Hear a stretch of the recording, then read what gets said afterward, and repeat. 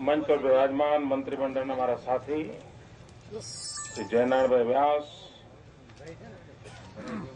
Doctor अमृताबेन Patel,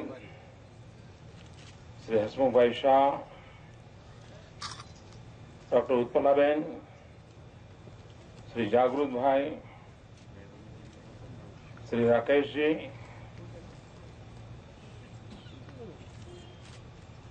विद्यार्थी मित्रों, सौ वडीलो,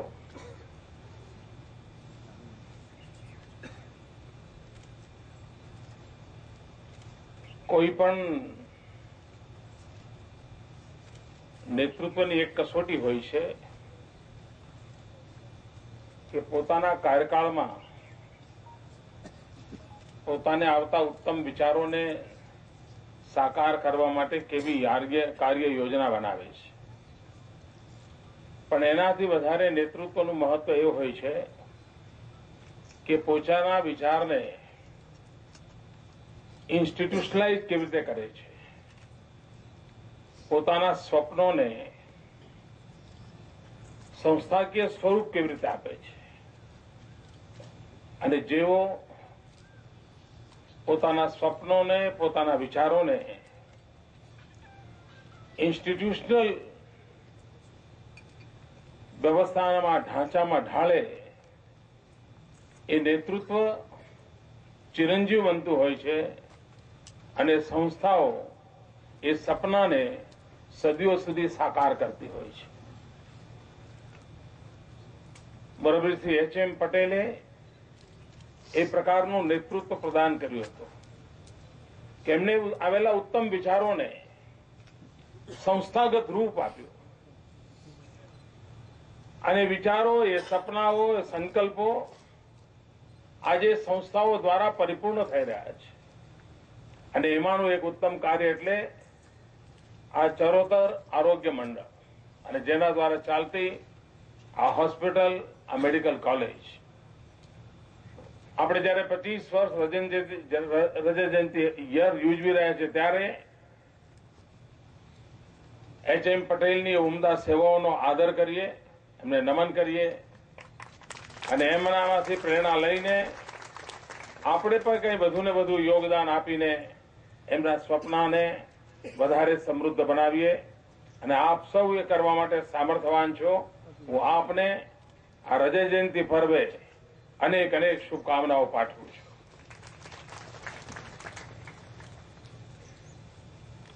મિત્રો, એક વાત નિશ્ચિત છે કે આરોગ્ય ક્ષેત્રે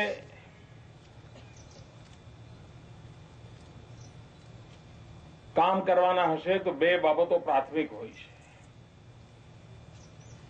એક માળખાકીય સુવિધાઓ ઊભી કરવી,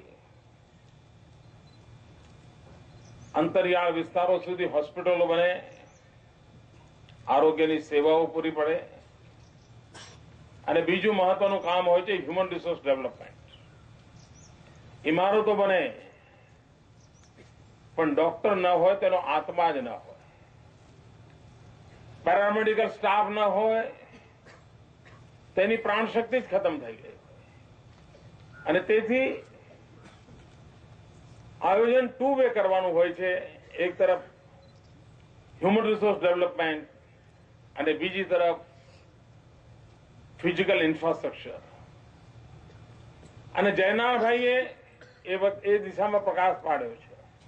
આપણે આગામી દિવસોમાં કેવી રીતે આ ક્ષેત્રમાં વધુ ને વધુ કંઈક કરી શકીએ એ માટે પ્રયત્નરત છીએ। બીજું એક મહત્વનું આરોગ્યનું પરિબળ હોય છે પ્રિવેન્ટિવ કેર માટેનો, એક સ્વસ્થ સમાજ માટેનો। એ પણ એટલું જરૂરી હોય છે। માંદા પડીએ ને મદદ લેવા જવું પડે એના બદલે માંદા જ ન પડીએ તો ઘણો બધો બોજ ઘટતો હોય છે અને એના માટે મહત્વની બાબતો હોય છે હવા, પાણી અને ખોરાક એ શુદ્ધ મળે, પોષક મળે, પૂરતું મળે। આ રાજ્ય સરકારે એ દિશામાં પહેલ કરી છે। એક સમય હતો કે અમદાવાદ શહેર દુનિયાના સૌથી પ્રદૂષિત શહેરોમાં એનો નંબર આવતો હતો। દુનિયાના સૌથી પ્રદૂષિત. અને હમણાં અઠવાડિયા પહેલા તમે ટાઈમ્સ ઓફ ઇન્ડિયાની હેડલાઇન વાંચી હશે કે સમગ્ર ભારતમાં સર્વે થઈને નક્કી થયું કે રહેવા યોગ્ય ઉત્તમ કોઈ જગ્યા હોય તો અમદાવાદ છે.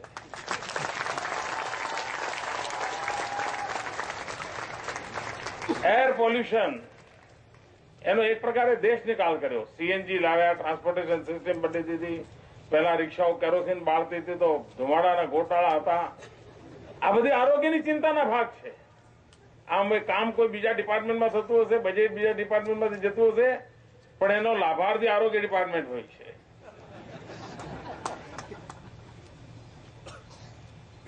એ જ રીતે પીવાનું શુદ્ધ પાણી, અને પીવાના શુદ્ધ પાણીના તો બે લાભ હોય છે.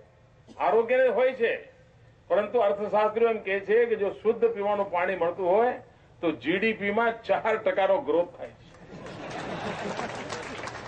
કેટલી મોટી એની આડઅસરો પોઝિટિવ હોય છે. આપણે અમદાવાદની અંદર સાબરમતીમાં નર્મદાનું પાણી લઈ આવ્યા. સામાન્ય માનવીને એમ લાગે કે વાહ, હવે સાબરમતી ભરેલી લાગે છે. પુલ ઉપર વાવે આમ જોવાની મજા આવે છે, એને એટલું જ લાગે. પણ મિત્રો, એના જે લાભ થયા છે એ આરોગ્ય દૃષ્ટિથી જોઈએ તો સાબરમતીમાં નર્મદાનું પાણી આવ્યું. વર્ષો પછી સાબરમતીએ પાણી જોયું. દરેકના ગ્રહયોગો હોય છે ને ભાઈ. સાબરમતીના ગ્રહયોગો એવા હશે કે તમે કોઈ વિદ્યાર્થીને કહો આજથી 10 વર્ષ પહેલા કે તો સાબરમતી ઉપર નિબંધ લખ, તો એ લખે કે નદીની અંદર સર્કસ આવે છે,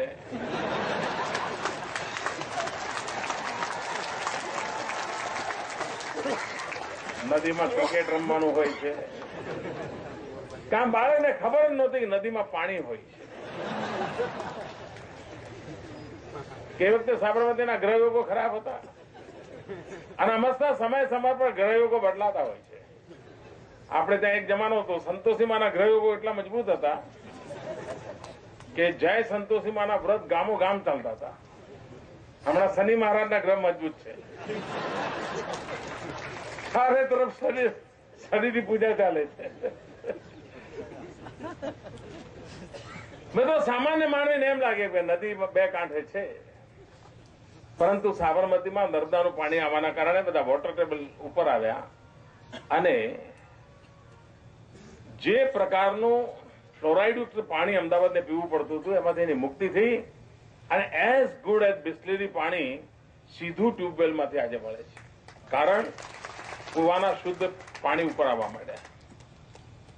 અને એનું પરિણામ એ આવ્યું છે કે એક સમય એવો હતો કે જરા આપણે ત્યાં એક અઠવાડિયું વરસાદની હેલી થઈ હોય તો અમદાવાદમાં પહેલા પાના પર ફોટા આવતા હતા કે હોસ્પિટલની લોબીમાં બધા પેશન્ટ પડ્યા છે, ગરીબો બધા બિચારા મેલેરિયા અને ટાઢીઓ તાવ ને બધા ટટડી રહ્યા છે. શુદ્ધ પાણીને કારણે ગયા 8 વર્ષમાં કોઈ એપિડેમિકની એક પણ ખબર આપણે વાંચી નથી. પ્રિવેન્ટિવ હેલ્થ માટેની આ ચિંતા, અને એની સાથે ગુજરાતમાં એક સમય તો 4000 ગામોમાં ટેન્કરથી પાણી જતું હતું. આજે ગુજરાત ટેન્કર ફ્રી છે. ફ્રી ટેન્કર નહીં,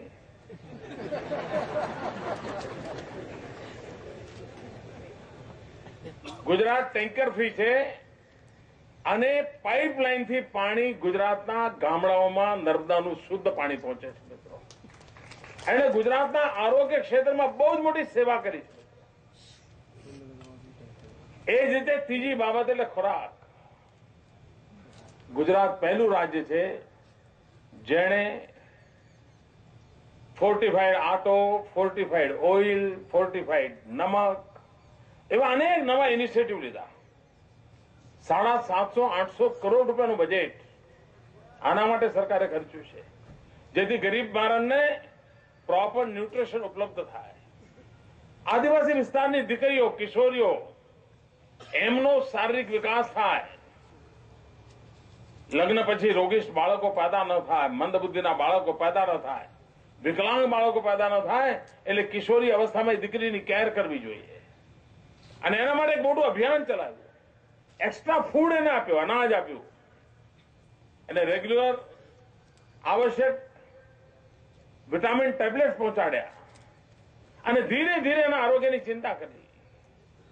અને એના કારણે આજે રાજ્યમાં પ્રિવેન્ટિવ હેલ્થ કેરના દિશામાં આપણે સારું કામ મોટા પાયા પર કરી રહ્યા છીએ.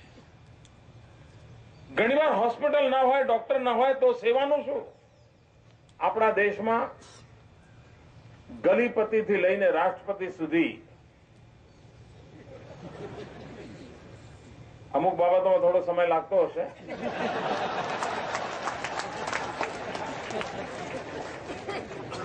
ગલીપતિથી લઈને રાષ્ટ્રપતિ સુધી બધા જ એમ કે માતા મૃત્યુ દર ઘટવો જોઈએ, શિશુ મૃત્યુ દર ઘટવો જોઈએ. દરેક પ્લાનિંગ કમિશનની ચર્ચામાં હોય.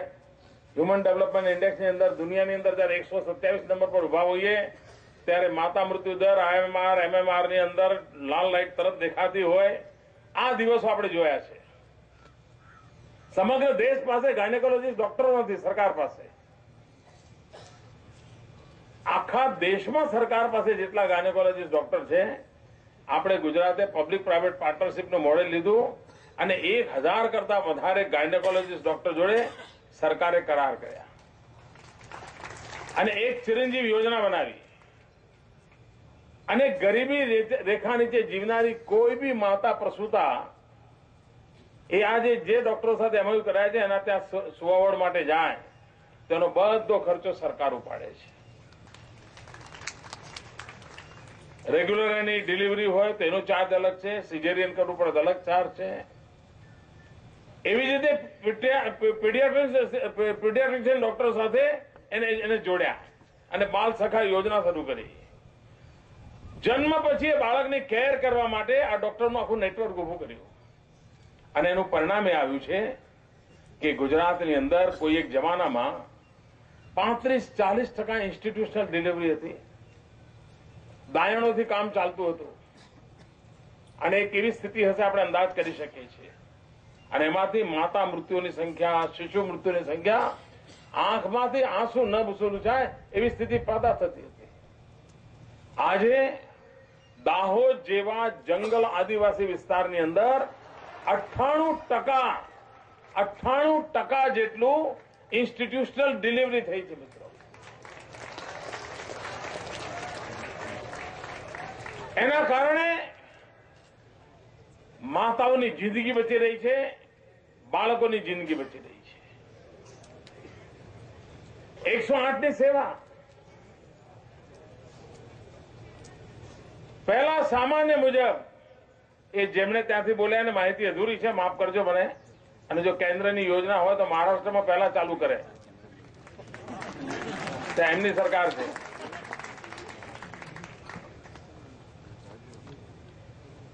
મિત્રો 108ની સેવા, 108ની સેવાને કારણે લગભગ 23,000 પ્રસૂતિ 108 વ્હીકલમાં થઈ છે અને માતાઓની જિંદગી બચી ગઈ છે. આજે ગુજરાતના કોઈ પણ ખૂણામાં કોઈ પણ હેલ્થ રિલેટેડ સમસ્યા હોય, સાપ કરડ્યો હોય, હાર્ટ એટેક આવ્યો હોય, તબિયત ગંભીર ખરાબ થઈ હોય, 108 ડાયલ કરતાની સાથે મેક્સિમમ 13 મિનિટમાં વ્હીકલ પહોંચે છે મિત્રો. મેક્સિમમ 13 મિનિટમાં. હવે અમે એક સ્ટેપ આપણે આગળ ગયા. આઈસીયુ ઓન વ્હીલ લાખો કરોડો રૂપિયા ખર્ચીને 28 વ્હીકલ આજે ગુજરાતની અંદર તરતા મૂક્યા છે. કોઈ પણ એવી રિક્વાયરમેન્ટ હોય, આઈસીયુ ઓન વ્હીલ તરત જ એની પૂર્ણ વ્યવસ્થા સાથે ડોક્ટર અને બધી તમારે ત્યાં જેટલી સુવિધાઓ અહીંયા ઉપલબ્ધ છે એક વ્હીકલની અંદર એને મૂકીને આજે સેવા પહોંચાડવાનો પ્રયાસ કર્યો છે. ગરીબમાં ગરીબ માનવીને એનો લાભ કેવી રીતે મળે? ગુજરાતમાં રોડ સારા છે, વ્હીકલ વધતા જાય છે, અને જવાનિયાના હાથમાં રોડ સરસ હોય, વ્હીકલ હોય એટલે શું થાય? ખૂબ મોટા પાયે પર અકસ્માતના આપણે ભોગ બની રહ્યા છે. અને આપણો આણંદનો પટ્ટો કરમસદની હોસ્પિટલમાં મેક્સિમમ આવા પેશન્ટ આવે છે. એના રસ્તા પર અવારનવાર અકસ્માતના સમાચાર આવે છે. અને ફર્સ્ટ ગોલ્ડન અવરની ચિંતા આ 108 કરે છે. અને હવે લગભગ મોટાભાગની હોસ્પિટલમાં ટ્રોમા સેન્ટર શરૂ કર્યા છે. આ ટ્રોમા સેન્ટર શરૂ કરવાને કારણે પેશન્ટને તત્કાલ બચાવવા માટેના પૂરા પ્રયત્ન થાય છે. અને ગુજરાતમાં અકસ્માતનું પ્રમાણ વધારે છે, પણ જિંદગી બચાવવાનું પ્રમાણ પણ વધારે છે, કારણ કે આ આખું સેવાનું નેટવર્ક ઉભું કરવામાં આવ્યું છે. તો મિત્રો, એક ઇન્ટિગ્રેટેડ એપ્રોચ કે જેમાં હ્યુમન રિસોર્સ ડેવલપમેન્ટની વ્યવસ્થા હોય, જેમાં ઇન્ફ્રાસ્ટ્રક્ચરની ચિંતા હોય, જેમાં આરોગ્ય માટે છેવાડા માનવી સુધી પહોંચવાની ચિંતા હોય, જેમાં પ્રિવેન્ટિવ હેલ્થકેરની ચિંતા હોય, અને આ બધી યોજનાઓનો સરવાળો એ કે ગુજરાત તંદુરસ્ત બને. શાળાઓની અંદર યોગનું શિક્ષણ કમ્પલસરી કર્યું છે. એનો અલ્ટિમેટ હેતુ એ છે કે મનથી સ્વસ્થ, તંદુરસ્ત શરીર એવી ગુજરાતની પેઢી તૈયાર થાય, એની પણ ચિંતા કરી છે. હમણાં ખેલ મહાકુંભનો કાર્યક્રમ કર્યો. આપણે ગુજરાતમાં જવાનીઓ રમવાનું હોય તો ક્યાં રમે? ટીવી પર રમે. ખુલ્લા મેદાનમાં જનારા સંખ્યા ઘટતી જતી હતી. હું ઘણીવાર ગુણોત્સવમાં બાળકોને પૂછું કે દિવસમાં 4 વખત શરીર પસીનેથી રેબઝેબ થાય છે, એવું દોડધૂપ કરે છે એવા બાળકો કેટલા છે? તો શાળામાં માંડ એકાદ બાળક એવું મળે કે જે દિવસભર એટલી દોડધૂપ કરે છે કે 4 વખત પરસેવો નીકળતો હોય. હવે એવું કેવો નौजवानी હોય કે જે મહેનત કરતો ન હોય ને એના શરીરમાંથી પરસેવો ન નીકળતો હોય. આ કમનસીબ બાબતો છે.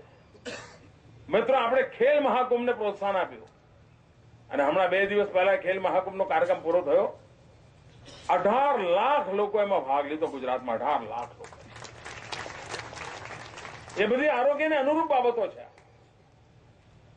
પ્રવૃત્તિ થતી હશે યુવકો માટે, યુવક સેવા સાંસ્કૃતિક પ્રવૃત્તિના માધ્યમથી, પણ આ બધી ચીજો આરોગ્યને અલ્ટિમેટલી જેને મળતી હોય છે. અને મારા માટે આનંદની બાબત હતી કે 88 રમતોની અંદર ગુજરાતે એના જૂના બધા જ રેકોર્ડ બ્રેક કરી દીધા. એનો કે નેશનલ લેવલ પર પોતાનું કાઠું કાઢે એવા ગુજરાતના ખેલાડીઓ તૈયાર થવા માંડ્યા છે. રમત રમતા રમતા પણ આરોગ્યની ચિંતા કેમ થાય એની કેર કરી. વાંચે ગુજરાત અભિયાન ચલાવ્યું, તંદુરસ્ત મન માટેના નિર્માણની કોશિશ હાથ ધરી. તો એક પ્રકારે હ્યુમન સેન્ટ્રિક ડેવલપમેન્ટનો વિચાર, માનવ કેન્દ્રીય ડેવલપમેન્ટનો વિચાર, એને ચરિતાર્થ કરવાનો ગુજરાત પ્રયાસ કરી રહ્યો છે. અને એમાં આ પ્રકારની ઇન્સ્ટિટ્યુશન્સમાંથી યોગ્ય માનવબળ તૈયાર થાય. અહીંયા જે પેશન્ટ્સ આવે છે એ તંદુરસ્ત થઈને જાય, અને આપણે ઈશ્વરને પ્રાર્થના કરીએ કે હોસ્પિટલો ખાલી રહે.